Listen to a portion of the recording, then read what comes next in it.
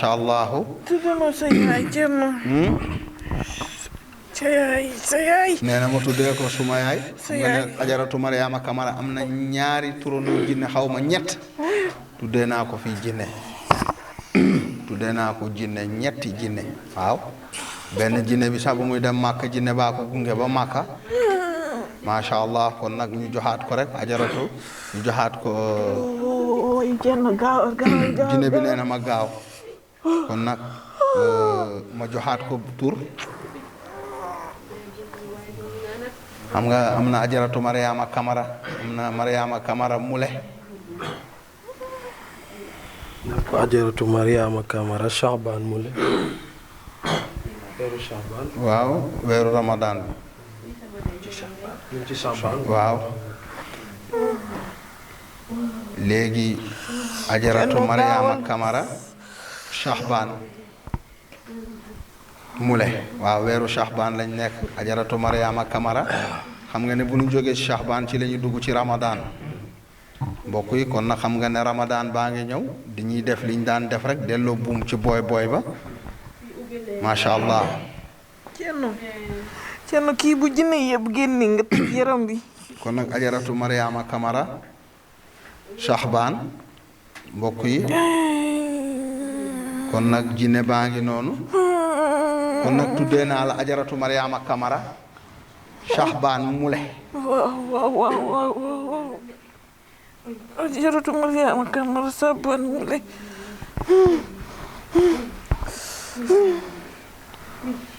léegi tuub nga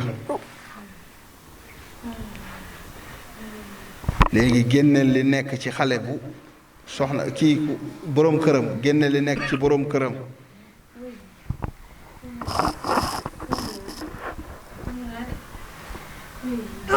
génne li nekk ci boroom këram génne lépp li nga xamante ne moo nekk ci boroom kër xale bu jigéen bi mi nga xamante ne yaa fa roof ay feebar ay sëqat. Ajaratu Mariama Kamara Shahban Mule mbokk yi kon nag xam ngeen ne weer bi weeru Shahban la bu ñu jógee ci Shahban ñu dugg ci Ramadan macha allah léegi nag kon Ajaratu Mariama Kamara am na ñeenti turandoo jinne fii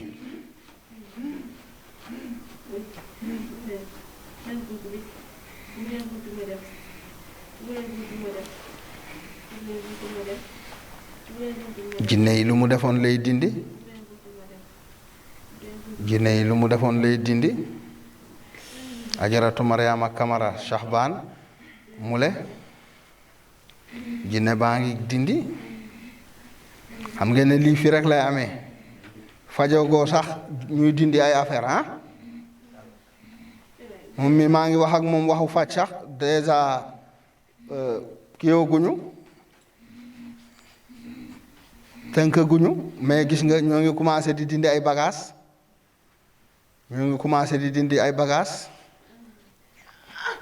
jinne baa ngi dindi lu mu defoon ci ndiggileeg lii nag doomu aadama yi dañuy gis rek mouvement yi mais fekk ne mbir maa ngi deñ lu mu defoon yëpp moo ngi koy dindi waaye nit ñi dañuy gis loxo di def nii rek waaye lépp lu mu defoon ci lu bon moo ngi deñ foog nga am bët bu am xam-xam ngay mën a gis mbir yi sinon da ngay gis ay mouvement rek doo xam nu mu demee da ngay gis nii rek di gis nii rek waaye doo comprendre kon nag Ajaratu Mariama Kamara Shahban Mule jinna kon nag jinne bi bés ni ki tey taalibe la jëkkëram moom laa jàppoon mu ngi fii muy Kanka Moussa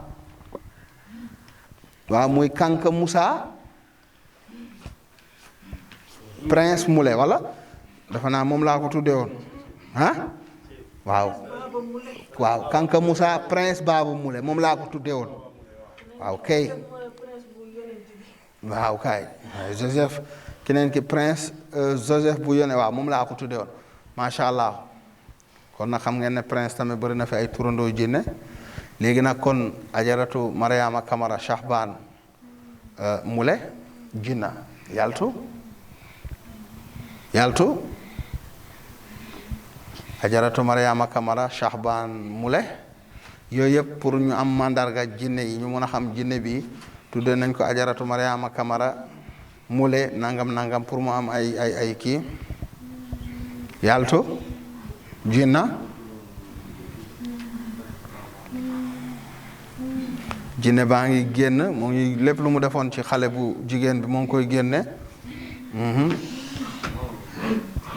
moo ngi génn lépp lu mu defoon ci xale bu jigéen bi moo ngi koy dindi mene kii addunay jinne la kii génne bii mooy 20 jinne ak ñaari dëmm 20 jinne ak ñaari dëmm mooy bi waaw 20 jinne ak ñaari dëmm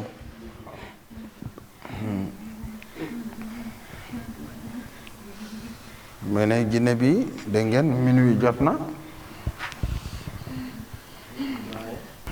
20 jinne ak ñaari dëmm ak ñeneen ñi daw waaw nee na dindi na lépp kon nag bés ni ki tey génnal ci xale bu jigéen bi dina yokk ba yëg ko waaw macha allah jinne bi neen dina yokk ba yëg ko ajaratu Mariama Kamara Shahban macha allah mule jinne kon génnal. Ladies and gents, dear followers of TMS TV, you can understand what is happening right now because you see this very spirit, who is a woman whose name was Fatoumata. She has been just converted to Islam by the Khalif General of the Jinns, the king of all the kings, by the Khalif General of the Jinns, Thierno Moulay Sow, who has just given her the name of Ajaratu Mariama Kamara Shahban Moulay. So right now the spirit is getting out from the body of this very lady. Right now you can then see how she is just lying down, in front of Thierno Moulay Sow, so as to be ready to get out from, her body. That's what is happening right now. Ajaratu Mariama Kamara Shahban Moulay mbokk yi jinne baa ngi noonu di génn Ajaratu Mariama Kamara Shahban macha allah Ajaratu Mariama Kamara Shahban Ajaratu Mariama Kamara Shahban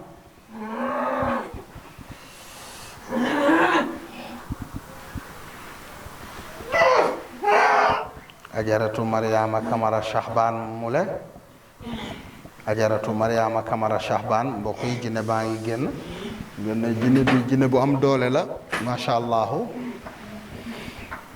jinne bu am doole la Ajaratu Mariama Kamara Shahban mbokk yi jinne baa ngi génn gis ngeen ko Ajaratu Mariama Kamara Shahban jinne baa ngi génn jinne bi nag ab gaynde la jinne bi ab gaynde la Ajaratu Mariama Kamara Shahban Moulay jinne baa ngi génn mbokk yi jinne baa ngi génn Ajaratu Mariama Kamara Shahban jinne baa ngi génn ngeen ko kii ab ponkal la gaynde la gaynde bu jigéen nga nag gaynde bu jigéen en général day soxor mooy gën a soxor sax gaynde bu góor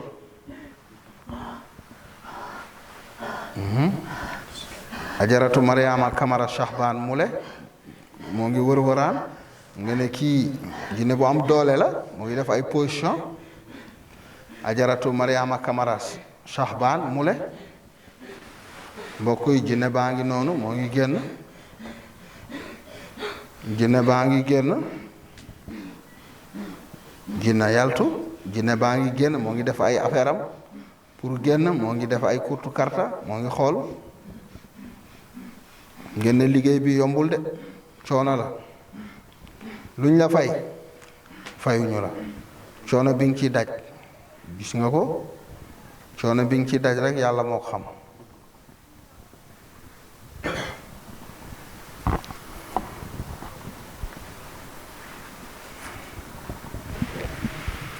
Voilà donc chers téléspectateurs qui nous suivaient sur la moo ngi génn jinne baa ngi génn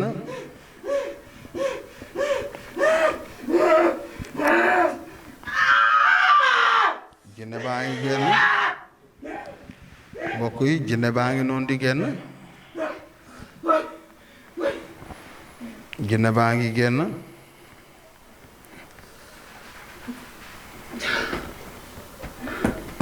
jinne baa ngi noonu di génn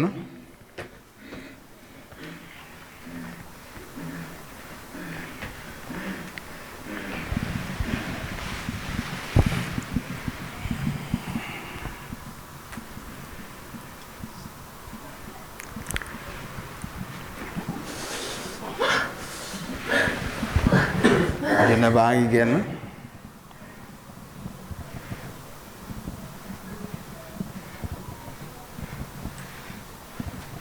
jinne bi génn na actuellement nit kaa ngi noonu toog.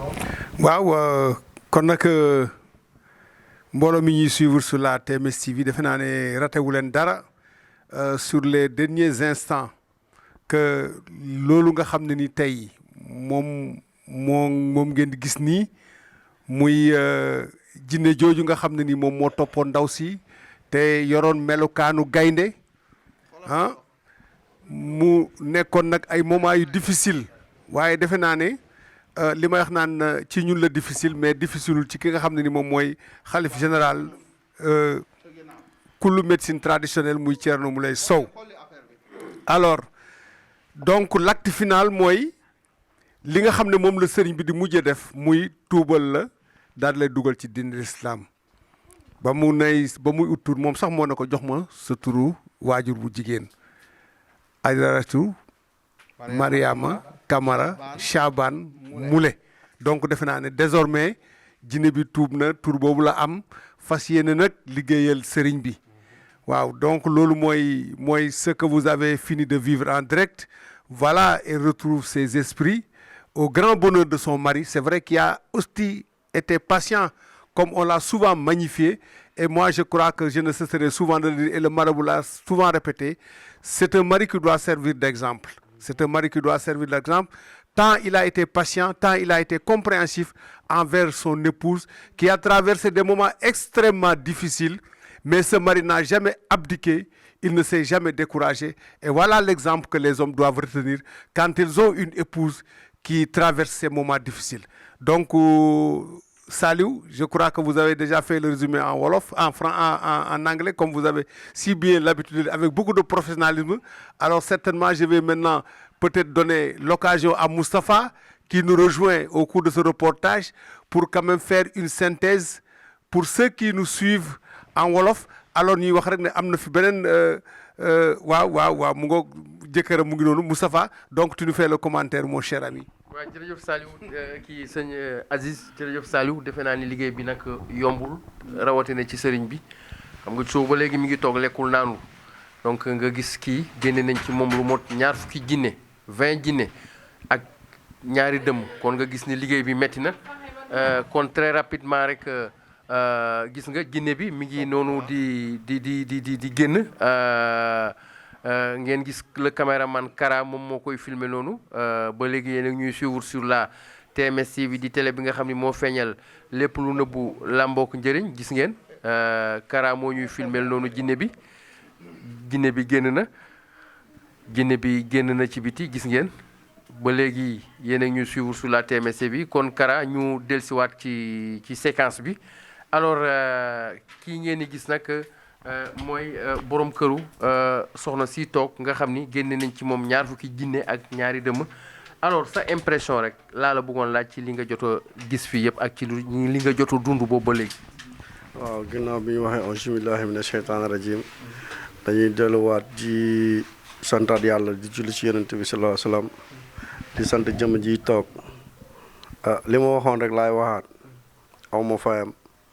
yàlla suñu borom mi nga xam te ni moo am fay doomu aadama yàlla rek laa koy bàyyil yàlla na ko yàlla suñu borom fayal ci barke yonent yàlla Muhammad sallallahu alayhi wasallam ma dund ko mu metti nag torop ma am ci dal ak wóolu yàlla ndaxte yàlla jàmm bi mu bëgg moom lay teg natoom te natu yàlla ci julitam mooy que ni da lay wàññil ay bàkkaar ndaxte nekk na lu metti boo ko dund rek mënoo ko xam dund naa ci ay guddi yoo xamante ne ni yu metti woon la waaye tey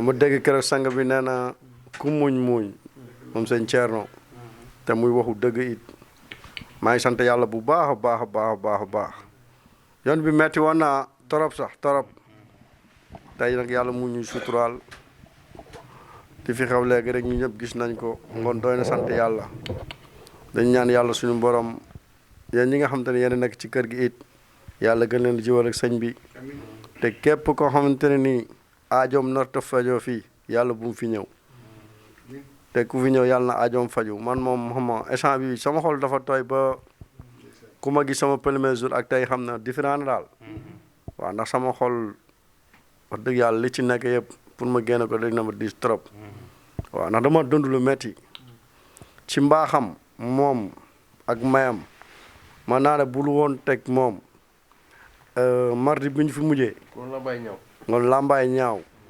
boole dëmm yi xabtal nañu ma génn sama kër xabtal ay doomu jàmbur mu nekk ay agresseur pour ñu agressé ma mu nekk lu metti lu doy waar te tey ji ko boo waxee ñoom damay ñëw jëkk bañ na nañ duñ dëmm mu nekk lu doy waar daal mu du doy waar ma dund ko pour nag jaam yàlla ñu gën a yeewu rax si dooli góor ñi ñu gën a yeewu et puis comprendre seen i soxna yi ku am lu la jaaxal nga ñëw ci moom bu mënta ñëw ci moom nga dem ko xam te ne mel na ni moom waaye nag roy du niro pire waaw kon wasalaatu wasalaam ala rasulillah waaw di gën a kontaan ak mbëgte rek si sëñ bi defe naa ni balaa sëriñ bi di wax ak kii kon gis ngeen liñ fi jotoo expliqué yëpp kon sëriñ bi ñu ngi lay ziaraat di la jox sa wàccuwaay di la delloo kàddu gi. waaw di sant yàlla bu baax di julli ci yonente bi sallallahu alayhi wa sallam vraiment gis ngeen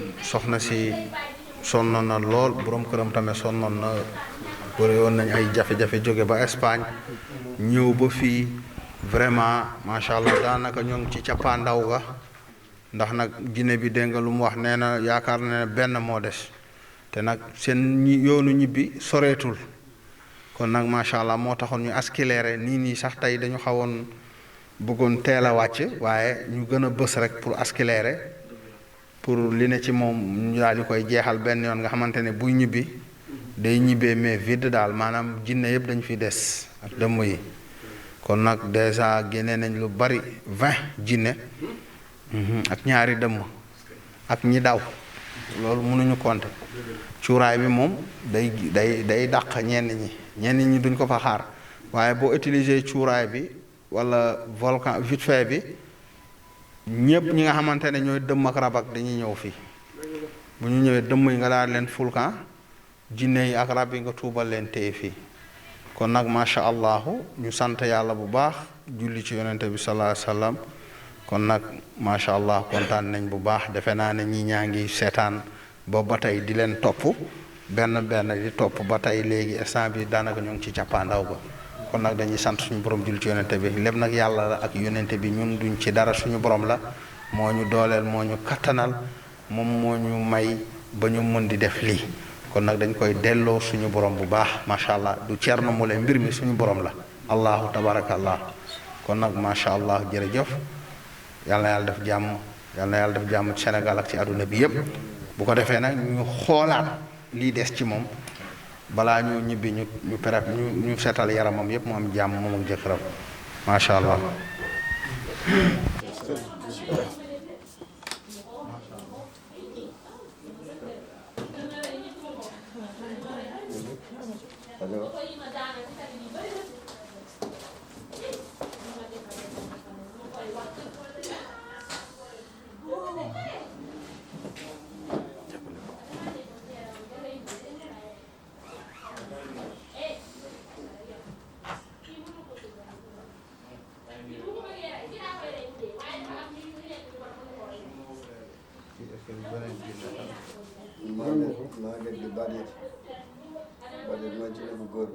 ah. mooy ki nga doon génne appel vidéo.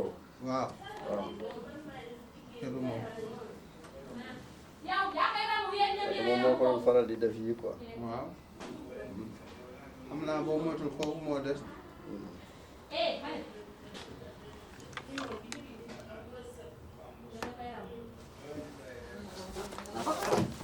moom la. génne boobu la. moo ko doon kii appel vidéo. waaw. génne boobu la.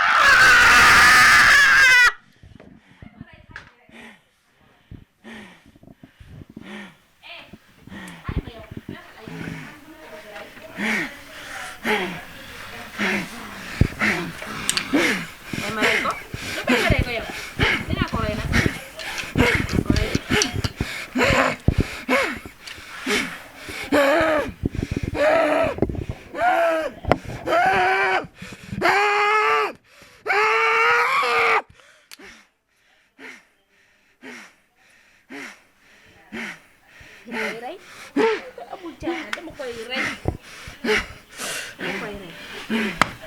ko bàyyi ba mu dem seen kër sa ko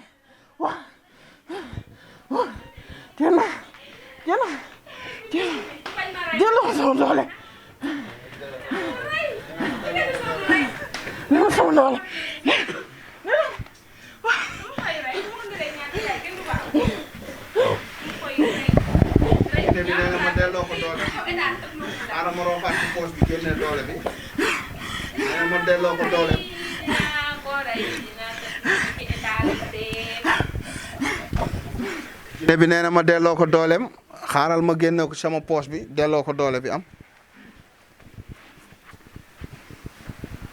ma génne ko ci poche bi mbokk yi gis ngeen nee na ma delloo ko doole bi ci poche bi laa koy génne xam nga ne macha allah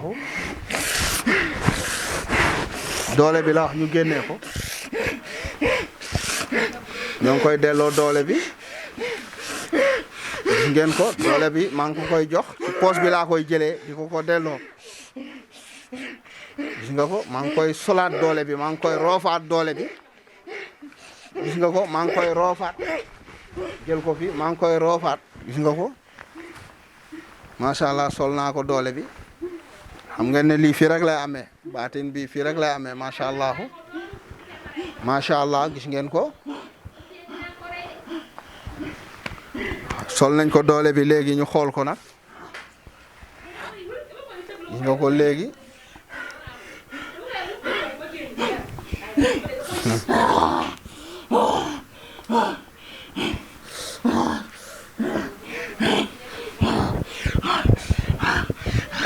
ngeen ne lii du caaxaan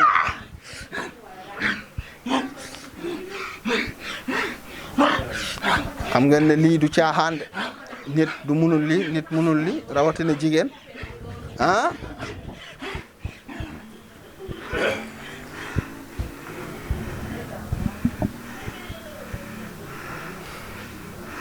mbokk yi guddi nan moytul foofu moytul de sinon dañuy def beneen liggéey fii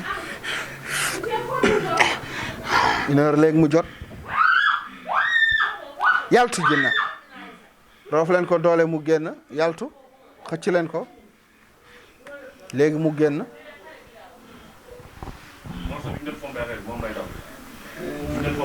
ah filmer loolu morceau bu ñu doon fompé vite fait bi morceau boobu lay daw morceau bi ñu doon fompé vite fait bi moo nekk noonu déet duñ la abal morceau boobu kat suñu morceau fobeere jëkkër ji nee na ñu abal ko morceau topp ko morceau bi ñu doon fompé vite fait bi morceau boobu noonu taxawal ni morceau bi lay daw morceau boobu lañ doon fompé vite fait bi mbokk yi gis ngeen xam ngeen ne vite fait bi dafa am njëriñ dafa am barke vite fait bi tuuru woon fii morceau biñ koy fompé moom la jinne bi di daw kon vite fait dafa garaaw de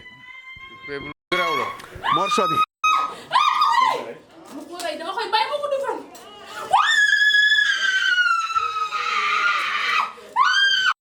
morceau vite fait lay daw morceau biñ doon fompé vite fait bi tuuru woon si néeg bi morceau boobu la jinne bi di daw morceau bi day daw de morceau vite fait bi lañ ko sànni morceau vite fait bi ngeen jóoba ngi noonu morceau vite fait bi morceau bi ñu doon pompé fii vite fait bi sama biir néeg morceau boobu noonu lay daw noonu. du ma ko tëbloo ci étage. di ko jegeel kon ñu gis ne vite fait bi lu garaaw a garaaw la defe naa ni moo ko am nekk pour kër la xalifa général. waaw. yow Mokhtar nan la mën a xool ne da nga gën. ak.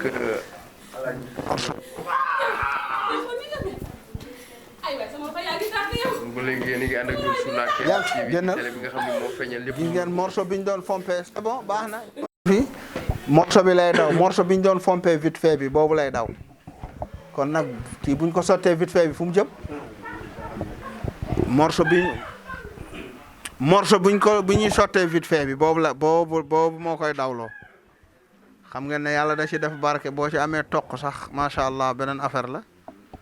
waaw morceau boobu la léegi nag jinne baa ngi bëgg a génn dafa kale woon waaye moo ngi bëgg a génn mbokk yi xam nga lii day jël temps nag. vraiment day jël temps trop. Ça prend du temps. waaw.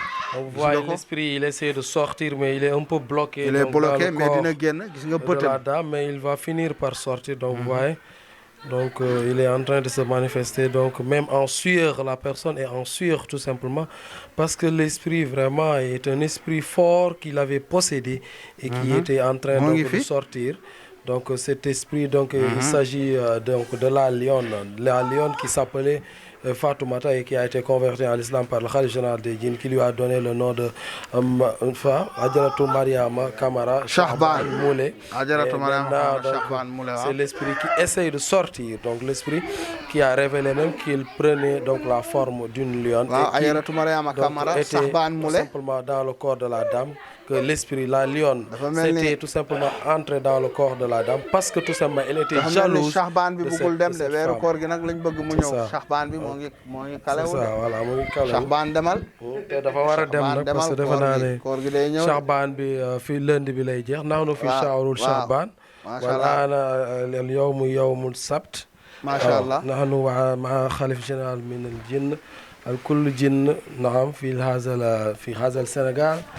ونحن في الليل الآن الساعة 0h28 ونحن مع المصطفى مع دعاء عزيز مع ياتما وأيضا موسى وكرا شكرا لك وتفضل في TMS TV.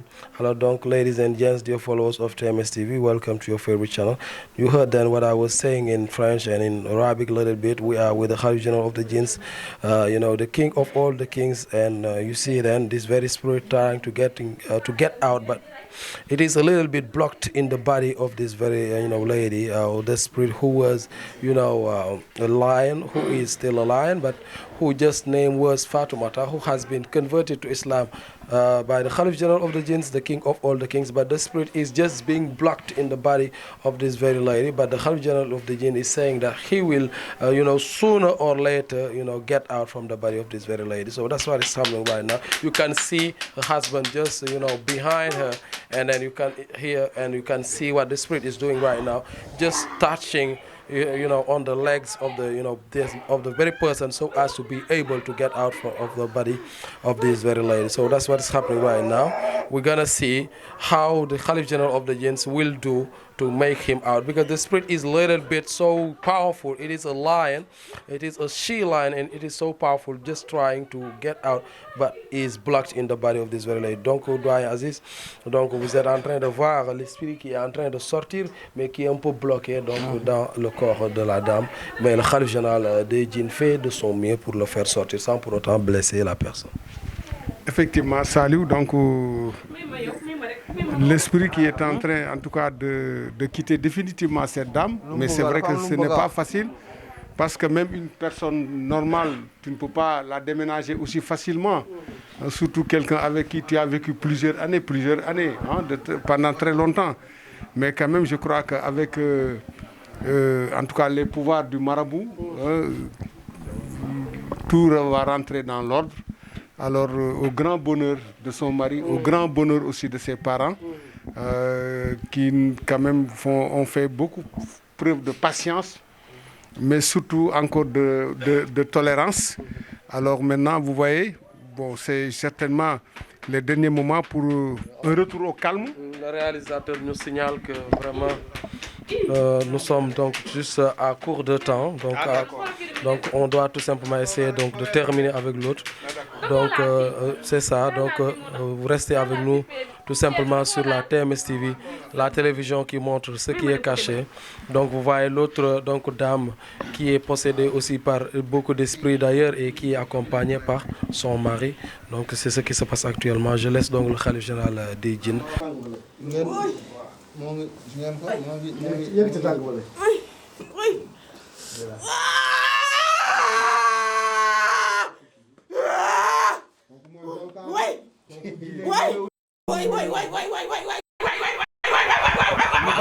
jox ko micro.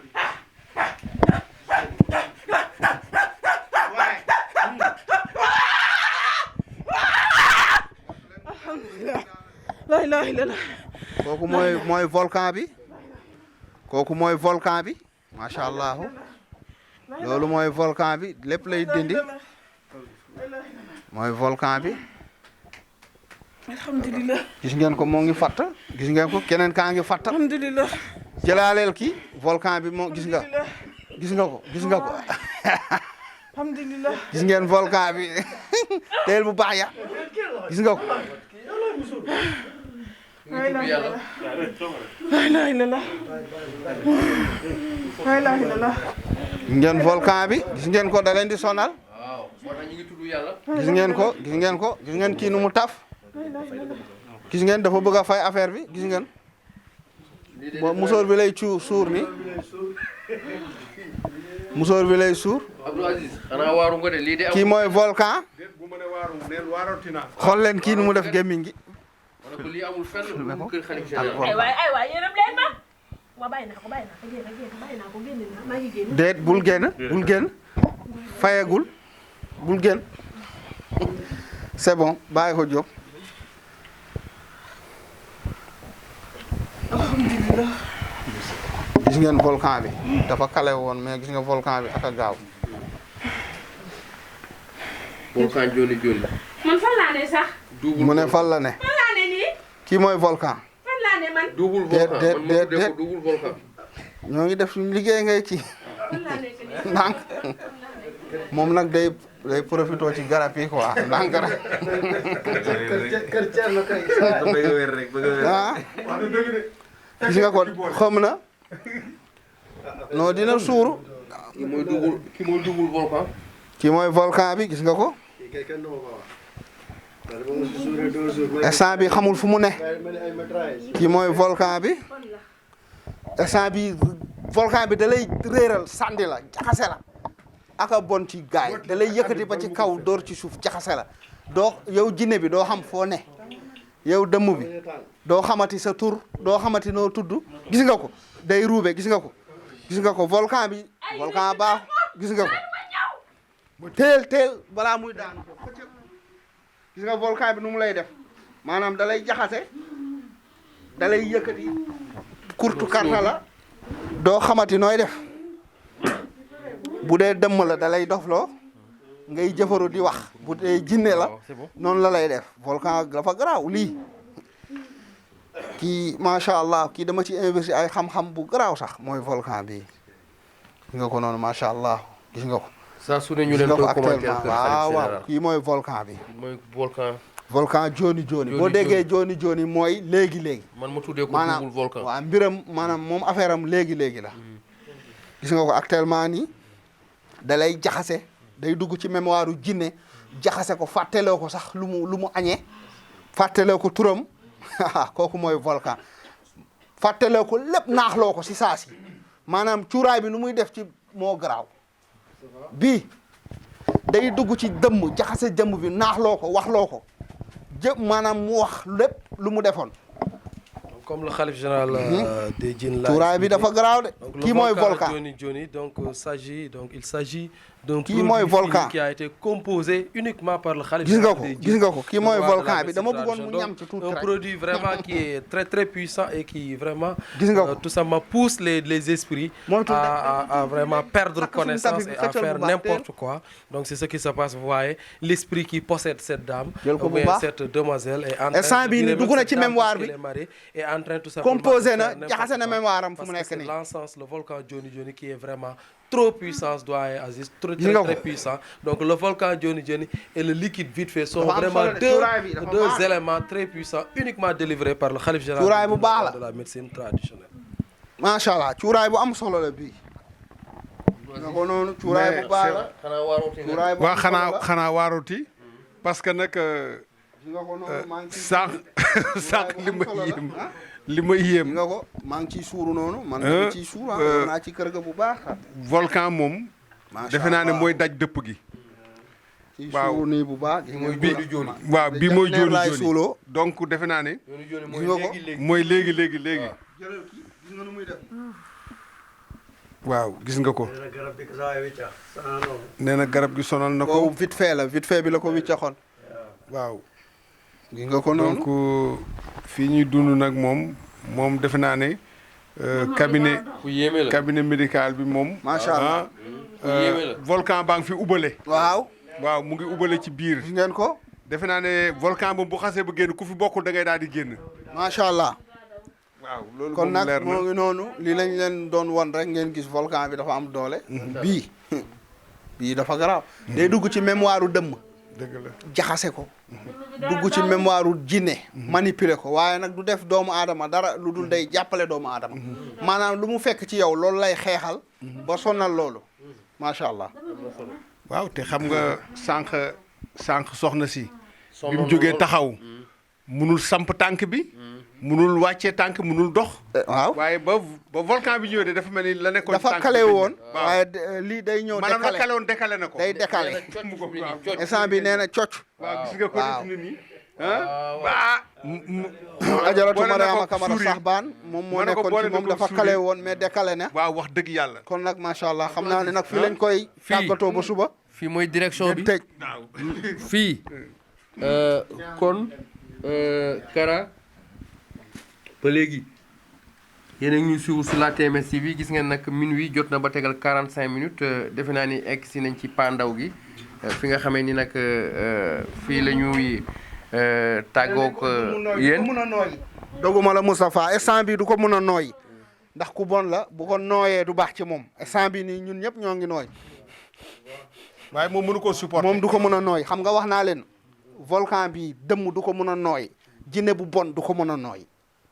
boo nekkee nag jinne bu baax comme sama jinne amul problème mais jinne bu bon munu ko nooy dëmm bu bon munu ko nooy gis nga munu ko nooy munoo fexe ba mu nooy ko gis nga moo ngi tax bakkan bi gis nga ko xam ngeen ne kon man samay produit maanaam li ñuy wax xaaral yóbbaale xabbo na wara maanaam def gis la. xaaral yóbbaale. xam nga ne defe naa ne li ngay def gis la fii kenn tafu fi bakkanam.